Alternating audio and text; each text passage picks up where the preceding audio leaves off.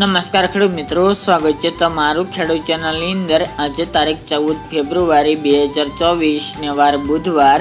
આજના થરાદ માર્કેટ યાર્ડના તાજા બજાર ભાવ। તો ખેડૂત મિત્રો, આજે થરાદ માર્કેટ યાર્ડની અંદર જીરુનો સૌથી ઊંચો ભાવ 6100 રૂપિયા બોલાઈ રહ્યો છે। આજે ફરીવાર જીરુના ભાવમાં ઘટાડો ચાલી રહ્યો છે। વાયદા બજારમાં પણ આજે ઘટાડો જોવા મળી રહ્યો છે। તો ચાલો ખેડૂત મિત્રો, આપણે જાણી લઈએ કે આજે રાયડો, જીરુ અને અજમાના ભાવ શું ચાલી રહ્યા હતા।